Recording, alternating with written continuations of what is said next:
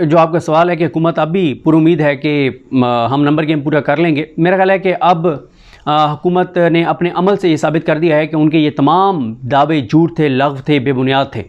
क्योंकि देखें ना कि हमें पहले आप देखें कि 14-15 सितंबर को क्या हुआ था। 14-15 सितंबर को इनकी पूरी तैयारी थी, बल्कि हमारे एक दोस्त हैं, जर्नलिस्ट हैं और वो नून लीग की आम शख्सियात के बड़े करीब हैं। उनसे मेरी बात हुई तो उन्होंने मुझे कहा कि मुझे नून लीग के एक अहम वज़ीर ने कहा है कि भाई जाके और घर से चक्कर लगा के आना है, चक्कर लगा के आ जाओ। उस वक्त 5-6 बजे का टाइम था। तो उस वज़ीर ने उस सहाफ़ी हमारे दोस्त को कहा कि रात 12 बजे, 1 बजे, 2 बजे ही क्यों ना करानी पड़ जाए हमें, ये आईनी तरमीम हमने करवानी है। और उस वक्त भी उनके मुताबिक तो नंबर पूरे थे, लेकिन फिर क्या हुआ, क्यों नहीं करवा सके थे 14-15 को। जब फिर 14-15 के बाद जो तारीख आई, मैं खुद, मेरे पास फर्स्ट हैंड इन्फॉर्मेशन है, मुझे जो तारीख बताई गई वो बताई गई कि जी 7 तारीख, पहले 8 बताई गई, फिर बताया गया कि जी 7 को ये आईनी तरमीम हो जाएगी। फिर क्या हुआ, हो गई 7-8 को, नहीं हुई। फिर उसके बाद मामला आ गया कि जी अब 17 तारीख को, 16 को आप देखें कि कल SCO हो रही थी 16 को, उसके बावजूद स्पेशल कमेटी का इजलास बुला लिया गया। 16 को ही, 17 को इजलास बुला लिए गए, 16 को यानी कल ही बता दिया गया कि आज 17 को दोनों ऐवानों से आईनी तरमीम पास करवा ली जाएंगी। फिर क्या हो गई, बिलावल भुट्टो जरदारी ने जब मौलाना फजल रहमान के साथ बैठ के और प्रेस कॉन्फ्रेंस की कराची में, तो टीवी चैनल्स को क्या खबर फीड की गई कि मुसवदे के ऊपर वो हो गया है, इत्तफाक हो गया है और अब आईनी तरमीम हो जाएंगी। फिर मौलाना फजल रहमान साहब जाते हैं मियां नवाज शरीफ को मिलने, उसके बाद क्या खबरें चलाई जाती हैं, सब ओके है, ज़बरदस्त है। फिर आप एक चीज़ और नोट करें, जितने वो सहाफ़ी हैं जो इस निज़ाम के साथ हैं, जो बड़ी बड़ी खबरें देते हैं कि अब ये फ़ैसला हो गया तो अब ये फ़ैसला हो गया, और ऐसा नहीं है कि उनकी खबरें सारी गलत साबित हुई हैं, उनकी बहुत सारी चीज़ें ठीक भी साबित हुई हैं जो वो बता रहे थे। अब उनका आप देख लें, वो सब ये कह रहे थे कि नंबर पूरा है, मौलाना के बगैर भी पूरा है। अच्छा, मैं ना एक सवाल सोचता था, जब मतलब बड़ा सोचता था, मैं दोस्तों से भी डिस्कस होता था कि यार कैसे नंबर इनका पूरा है, कि यानी मौलाना फजल रहमान अगर इनके साथ ना जाएं तो 212 इनके बच जाते हैं पीछे MNAs, यानी 213 हैं टोटल, 215 इनकी स्ट्रेंथ। चौधरी इलियास और आदिल बाज़ई को निकाल के 213, और स्पीकर का वोट क्योंकि काउंट नहीं होना तो 212 रह गए। 12 वोट इनको चाहिए। 12 बंदे तहरीक इंसाफ के कैसे टूटेंगे कौमी असम्बली से? 12 तहरीक इंसाफ के लोग टूटना मतलब अकल नहीं मानती। क्यों? क्योंकि आप देखें कि 8 फरवरी के इंतखाबात के बाद कितना जोर लगाया गया, एक बंदा टूटा, वसीम कादिर, और वो भी वो वसीम कादिर जो पहले से उसकी मामलात शरीफ खानदान और नून लीग के साथ तय थे, और क्योंकि वहाँ से रोयल असगर साहब को मियां साहब ने हराना था, तो इसलिए फिर वसीम कादिर के साथ डील हुई कि ठीक है वसीम कादिर वहाँ से जीतेगा और इसको जीतने दिया जाए, क्योंकि वोट तो ज़ाहिर है PTI का, आपको पता ही है लाहौर में इसका क्या सूरत हाल है, और इसलिए जो है वो ये नून लीग में आ जाएगा, तो इसलिए, और वो वसीम कादिर गया, उसके अलावा कोई नहीं गया। अच्छा, पंजाब के जो MPs हैं वो भी 4 या 5 टूटे, टोटल नहीं टूटे PTI के MPs।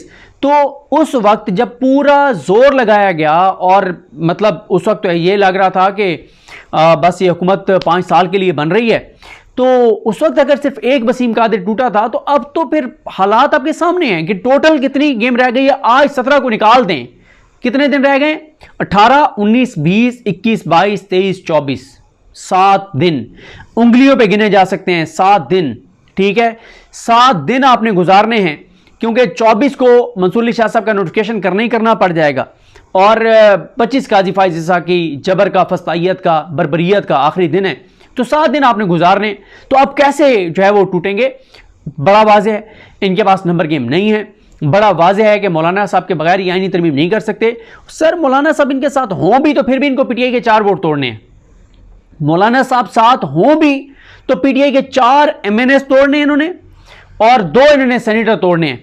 तो अभी भी आप अंदाज़ा लगाएं कि मौलाना के साथ अगर ये हालात और वाक़यात और सूरत हाल हैं, तो मौलाना के बगैर तो फिर सवाल ही पैदा नहीं होता। तो ये सब झूठ था, गलत बयानी थी। अच्छा, ये खबरें क्यों चलवाई जा रही थी कि नंबर गेम पूरा है? ये नंबर गेम का पूरा का इसलिए चलवाया जा रहा था कि PTI वालों को, जिसको भी उठाया जा रहा था उसको ये कहा जा रहा था, देखो नंबर गेम, मौलाना भी साथ आ रहे हैं, मौलाना ना भी हो तो नंबर गेम पूरा है, लेकिन तुम्हें हम बता रहे हैं कि तुम वोट हम तुमसे इसलिए दिलवाना चाहते हैं क्योंकि फिर बाद में तुम्हें बड़ी कुट पड़नी है, बड़ी मार पड़नी है। चैप्टर क्लोज है इमरान खान का, इमरान खान को फांसी होगी।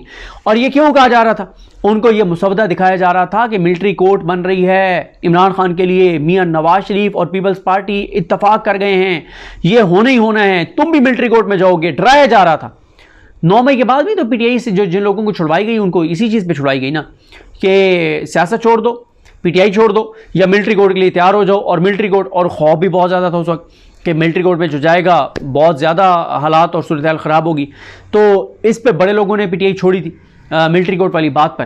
तो नंबर गेम इनके पास ना पूरा था ना है, और मौलाना साहब साथ चले भी जाते हैं तो सूरत हाल इनके लिए बड़ी गंभीर है। तो ये सब झूठ था, गलत बयानी थी। और पीटीआई के जो लोग हैं उनके हवाले से शहबाज गिल साहब जो उनका लास्ट जो व्लॉग है वो बड़ा इंपॉर्टेंट है, जिसमें उन्होंने बड़ा वाज़े पैगाम दिया है पीटीआई के उन लोगों को, 2-3 का तो नाम भी लिया है, कि अगर आपने कल को बहाना बनाया कि हम अगवा हो गए थे तो कोई ये मंजा नहीं बिकेगा, क्योंकि शाह महमूद कुरैशी साहब की जो बहू हैं ज़ैन कुरैशी की एहलिया, उनके एपिसोड के बाद कोई ये नहीं कह सकता कि मतलब हमारा कोई अगवा हो गया था। देखें, उनकी ज़ैन कुरैशी की एहलिया अगवा हुई, उन्होंने रोला डाला, उन्होंने आके बताया, पूरा पाकिस्तान, पूरी दुनिया से ओवरसीज पाकिस्तानी उनके साथ खड़े हो गए। यहां तक कि ख्वाजा साद रफीक साहब को ट्वीट करके कहना पड़ा कि यह बहुत गलत हुआ है, इसकी तहकीकात होनी चाहिए।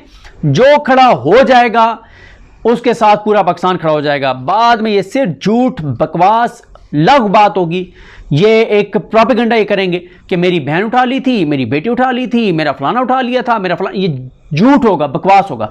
खड़े हो जाओ अभी भाई, 7 दिन गिन के क्या हो जाएगा। इमरान खान भी तो 1 साल से है ना भाई, 1.5 साल से उसका भांजा भी तो है, उसकी बहनें भी तो ज़ेर हिरासत हैं, फिर क्या होगा, उसकी बीवी ज़ेर हिरासत है बेगुनाह, ना करदा गुनाह होंगी। तो इसलिए ये नंबर गेम ना पूरा था ना है।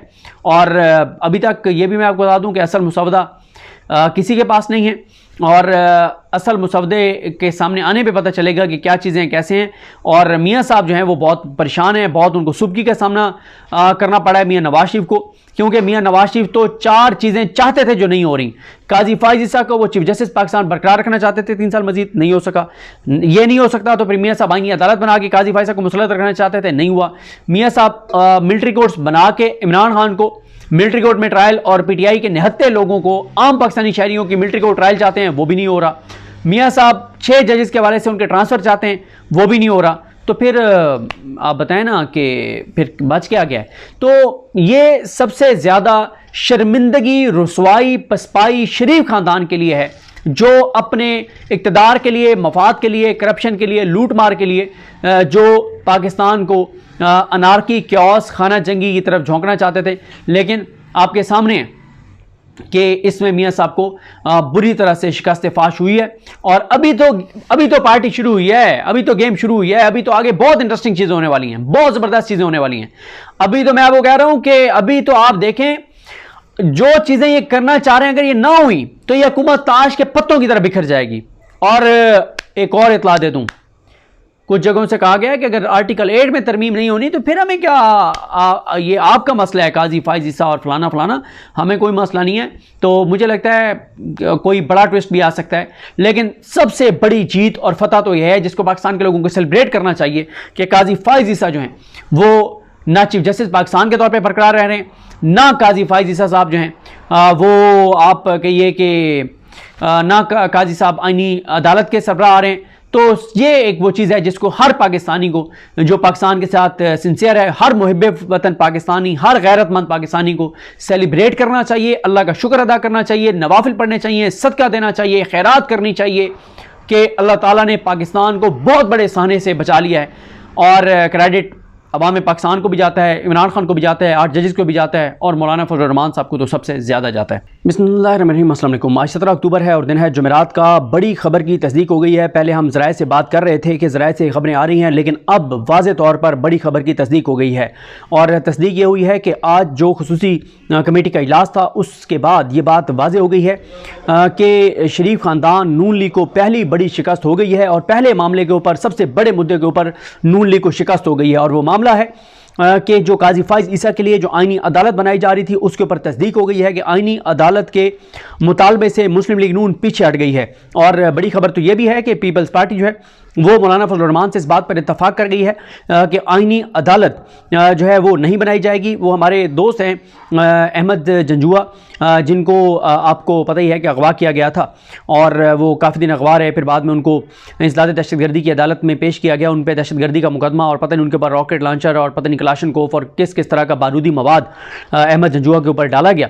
तो अहमद झंझुआ ने बड़ा प्यारा ट्वीट किया हुआ था कि तारीख जो है, पता नहीं उन्होंने तारीख का हुआ था या पाकिस्तानी लोग या पाकिस्तान कैसे बिलावल को माफ़ कर सकता है कि उन्होंने कायद-ए-आज़म मोहम्मद अली जिन्ना और अपनी वालदा और जस्टिस दुराब पटेल के ख्वाब और उनके नज़रिए और उनके मौक़िफ़ और उनके मुतालबे से बेवफाई कर दी है। वो बिलावल भुट्टो ज़रदारी जो बार बार कह रहे थे कि आईनी अदालत के ऊपर तो आईनी अदालत मेरी रेड लाइन है, अब वो बिलावल भुट्टो ज़रदारी आईनी अदालत की रेड लाइन से पीछे हट गए हैं। अब तक इस खबर की तस्दीक हो रही है। देखें, एक तो मैं पहले बताऊं, संजय साधवानी साहब जो हैं, जो रिपोर्टर हैं कराची से, ARY के रिपोर्टर हैं, उन्होंने भी एक खबर ARY पे ब्रेक की है जिसमें उन्होंने बताया है कि कल रात को जो मुलाकात हुई उसमें मियां नवाज शरीफ ने कुछ तहफ़्फ़ुज़ात का इजहार किया मौलाना फजलुर रहमान साहब जो हैं उनके मसवदे पर, लेकिन बिलावल भुट्टो ज़रदारी ने कहा कि मैं अब मौलाना साहब को ज़बान दे चुका हूँ, मैं इस ज़बान से पीछे नहीं हट सकता। ये तो है संजय साधवानी की बात। और जो हमारे दोस्त हैं बशीर चौधरी, उन्होंने भी उर्दू न्यूज़ पर ख़बर लगाई है और उन्होंने कहा है कि उस कमेटी में शामिल एक मेंबर ने नाम ना बताने की शर्त पर ये इस बात की तस्दीक की है कि जो आईनी अदालत का मामला है वो अब जो है ज़ेरे गौर नहीं है। और सबसे पहले ये क्रेडिट जाता है हमारे दोस्त फ़हीम अख्तर, जिन्होंने कल रात को ये बात ब्रेक कर दी थी और उन्होंने अपने यूट्यूब चैनल पर ये ब्रेक कर दी थी और उन्होंने बता दिया था कि आईनी अदालत वाले मामले से तो पीपल्स पार्टी पीछे हट गई है। लेकिन ये सारी बातें एक साइड पे, संजय साधवानी की खबर एक साइड पे, बशीर चौधरी की खबर एक साइड पे, ये फ़हीम अख्तर मलिक की खबर एक साइड पे, हमारे दोस्त तीन वाले जो हैं रिजवान ग़िलज़ई, ज़ुबैर अली ख़ान, उमर जट, उनकी खबर एक साइड पे। और आज वैसे उस कमेटी के इजलास के फ़ौरन बाद सबसे पहले आई थिंक उमर जट ने जो है ये खबर आज ब्रेक उन्होंने की इस कमेटी के इजलास के बाद के पीछे हट गए, यानी जो लाहौर वाली मीटिंग थी उसके हवाले से फ़हीम अख्तर मलिक साहब ने रात को बता दिया था, लेकिन आज जो खुसूसी कमेटी थी उसके बाद उमर जट ने बता दिया था। लेकिन ये सारे रिपोर्टर एक साइड पे, आपको पता है कि ज़्यादा मज़ा उस वक्त आता है जब जो टाउट्स हैं उन टाउट्स में से कोई टाउट ये बता दे कि हाथ हो गया है, शिकस्त हो गई है। तो टॉप 5 जो टाउट्स हैं, टॉप 5 टाउट्स में से एक यानी मेरे नज़दीक तो वो नंबर 1 टाउट हैं, लेकिन कुछ लोगों के नज़दीक वो नंबर 2 टाउट हैं। तो उस टाउट ने भी अब ये कह दिया है कि नून लीग को शिकस्त हो गई है और शिकस्त फाश हो गई है और नून लीग को सरेंडर करना पड़ गया है। और उस टाउट ने भी इस बात की तस्दीक कर दी है कि जो नून लीग है वो उसको शिकस्त हो गई है और आईनी तरमीम में जो आईनी अदालत का मामला है उससे नून लीग पीछे हट गई है। तो ये उस टाउट को जब मैंने पढ़ा तो मुझे बड़ा मेरे दिल को सुकून मिला, मेरे दिल को बहुत सुकून मिला कि ये वही टाउट है, ये गंदे नीच गलीज मकरू लोग जो पिछले हमें 2 महीने से बता रहे थे कि आईनी अदालत तो बन गई, कम वट में ये तो आईनी अदालत बनेगी, इससे रास्ता वापसी का नहीं है। और ये वही टाउट्स हैं जो पिछले 2 माह से मैं बता रहे थे कि नंबर गेम पूरा है, लेकिन अब वही टाउट ये बता रहा है कि नून लीग को शिकस्त फाश हो गई है। इस वक्त तक सूरत हाल यही है, लेकिन यह भी बताया जा रहा है कि मियां नवाज शरीफ अभी तक डटे हुए हैं, अड़े हुए हैं, क्योंकि मियां नवाज शरीफ आपको बताया कि वो कहते हैं कि पाकिस्तान की तबाही और बर्बादी के लिए जो कुछ वो करवा सकते हैं वो करवाएं। वो कहते हैं कि अल्लाह ताला माफ़ करे कि पाकिस्तानियों ने उनको वोट नहीं दिया तो पाकिस्तान को जितना वो तबाह और बर्बाद कर सकते हैं करें, जितना पाकिस्तान को नुकसान पहुंचा सकते हैं पहुंचाएं, क्योंकि उनका मुल्क तो यूके है, उनका मुल्क तो उनका तो रहन सहन आगे जो है वो लंदन में, उन्होंने यूके में रहना है, लंदन में रहना है, असासे बाहर, जायदादें बाहर, औलादें बाहर, कारोबार बाहर, मफाद बाहर, इलाज बाहर, सब कुछ बाहर, सुकून बाहर, मज़े बाहर, सफ़र बाहर, रहना वहाँ बाहर। अभी तो मियाँ साहब जो हैं वो अगर नहीं जा पा रहे तो वो उसकी वजह यह है कि उनको जाने नहीं दिया जा रहा। वाज़े तौर पे उनके ऊपर एक गैर एलानिया पाबंदी है उनके सफ़र करने पर, और यह भी हो सकता है कि मियाँ साहब का पासपोर्ट कहीं और लेकर रखा गया हो कि आप नहीं जा सकते जब तक आप ये आईनी तरमीम नहीं करवाएंगे। लेकिन अब ये बड़ी एक पेशरफ्त है और वो ये है कि इससे पहले ये नज़र भी आ गया था कि काजी फाइज ईसा साहब को कल रात को ही किसी ने शरीफ ख़ानदान से बता दिया था उनको या उनके किसी फैमिली मेम्बर को कि जनाब अल्लाह की मर्ज़ी और माजरत नहीं हो सका और ये शादी नहीं हो सकती। तो काजी साहब जो हैं इसलिए आज बहुत डिस्टर्ब, जो वहाँ पे कोर्ट रिपोर्टर्स हमारे दोस्त वहाँ पर मौजूद थे उनके मुताबिक काजी साहब बहुत ज़्यादा डिस्टर्ब थे और यही वजह है कि नंबर गेम इनके पास मौलाना के बगैर, ये बार बार हमें ये बताते रहे कि मौलाना के बगैर भी नंबर गेम पूरा है। हम ये कहते थे कि कैसे नंबर गेम पूरा है मौलाना के बगैर, कि मौलाना के बगैर आपको कौमी असम्बली में 13 मेंबर चाहिए, 12 मौलाना के बगैर, और सेनेट में आपको चाहिए तकरीबन 7। कैसे 7 सेनेटर आप तोड़ेंगे, कैसे तोड़ेंगे 7 सेनेटर, कैसे आप 12 MNA तोड़ेंगे? हमें बताया जाता था नंबर पूरा है, मौलाना के बगैर भी पूरा है। और ये पता नहीं इनमें से भी किसी मकरू किरदार ने भी टीवी चैनल पे बैठ के कहा था कि मौलाना के बगैर भी हमारा नंबर गेम पूरा है। लेकिन अब मौलाना के ये क्रेडिट आपको मौलाना को देना पड़ेगा।